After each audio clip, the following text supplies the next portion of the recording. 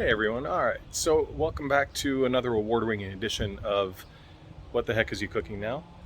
I'm your host, Eli, and today we're actually going to be doing something really simple, one of my favorite things to do for the kids, chicken wings. And we're going to be doing Vortex chicken wings. We're going to be using our Weber kettle, and I'm going to show you a really quick, simple recipe that we can do, and the power of the Vortex, which can bring the heat up over 600 degrees. So as you can see, we've got a nice bucket here of full chicken wings.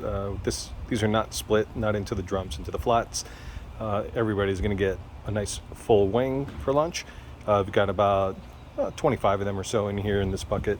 And the only other ingredients we're going to add here now are simple extra virgin olive oil. We're going to throw that all around and we're going to mix this all up.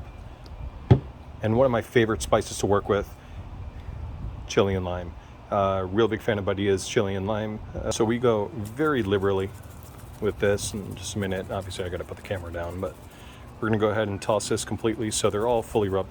The great thing about this, it's a really nice lime flavoring. The chili is not extremely spicy, but it just gives a really nice hint. And then as we cook later on, once they start getting a little more cooked through, we're actually going to be basting the wings with some barbecue sauce. Let's get cooking. So we've got everything all mixed up. We got the wings ready to go. Previously I started a chimney of charcoal, as you can see here. Chimneys are the best thing that you can use when it comes to lighting charcoal for a charcoal grill. Now you may have heard me say, well, we're going to do Vortex wings. What does that mean? Well, we're going to be using this great tool called a Vortex. And what it really is a metal ring that's more of a cone shape. So we can use it in many different ways, but today what we're going to do is just place it straight down onto the center of the grill. We're going to fill it up with the hot charcoals, and what that's going to cause is a vortex of heat that's going to go straight up and pretty much make this entire grill a convection oven. So the temperature is going to get really, really high. So let's go ahead and start getting this ready. Here it is, very simple gadget, and just so you're aware, this is not the Vortex brand. Vortex is a brand of the ring. This one I just got on Amazon. It's going to be a little cheaper. But it pretty much is the same effect. So what we do is we take our charcoal very carefully. It's very ashy, make sure you don't stand downwind, and just fill this up with some really hot charcoals. So as you can see, we've got our Vortex kind of set up and ready to work. Now the heat of briquettes reaches just about good over 400, maybe up to 500 degrees based on the position, what kind you're using. So there's a lot of factors. So we really want to get up there to over 600. So with that, what we're going to do is we're going to add this one big chunk of quebracho wood. So we add this chunk of quebracho wood in there. So you're going to see, going to give it a little bit of time to heat up, and we'll put the cover on that way. We're going to be able to measure the temperature really well. And what you can see here, this is what happens when you don't fully clean your grill. You have a little residual ash from the previous charcoal, the previous lump charcoal that we used. So that's going to burn off as we get everything ready. So we put the cover on our kettle, just taking a look at the temperature. You can see this thing rising really fast. Wouldn't be surprised real quick to have it hit well over the 600 mark. And once we get to that, grill's going to be ready to go. We're going to pop the wings on and leave them there for as much time as needed, really, for them to get nice and cooked and crisp. And that way we have a nice crispy skin. Then we can throw on some of the barbecue sauce. And I'll explain a little bit later why we do that then, and just don't start off with it now. Alright, so we've got the temp up to about 500 right now, where it's going to be climbing as it goes on, as the wood starts burning some more. So let's get the chicken wings on. So as you can see, we've got the fire running here. We're going to go ahead and start layering all these chicken wings around the outer side of the ring.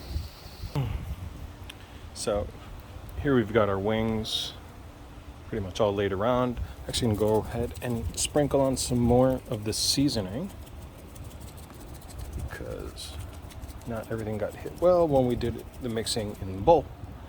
But pretty much we have this really awesome layer, chicken wings all around, our Vortex in the middle. And just so you understand what the Vortex does, really, it creates a convection oven out of this kettle.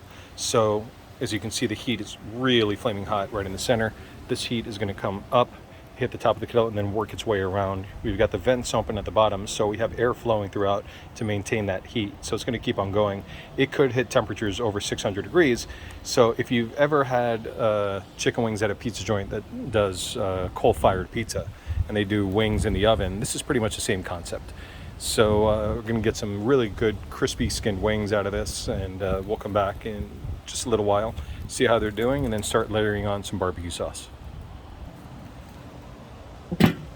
Just as an add-on, since we actually had a lot more chicken wings than we do space on the main rack, the really cool thing about this Weber kettle is that this one actually came with a warming rack that sits above everything else.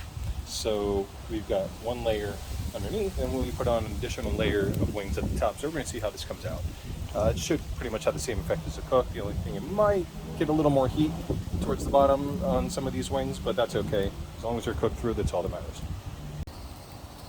We've had the wings going for about 30 minutes now. And you can see the skin is actually really nice, crisp.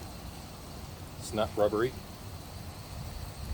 So what we're going to do now is actually take some barbecue sauce and just paint it on. Real simple. Doesn't have to be a lot.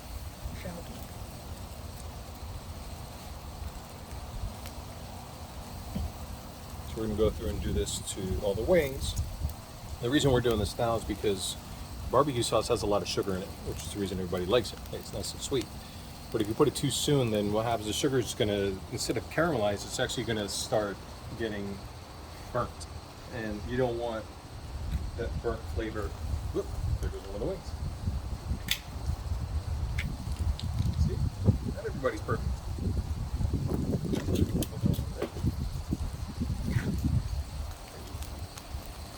So once we have all these wings done, we're going to probably let it go for another 5-10 minutes. And then we will be done and ready to eat. Alright. So we've given it about another 10 minutes, and here we go. Check this out.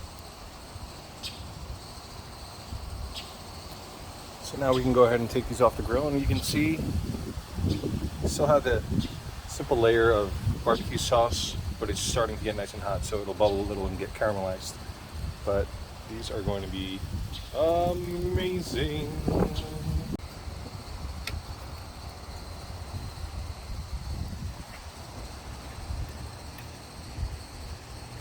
we're going to fill this up, and here we go.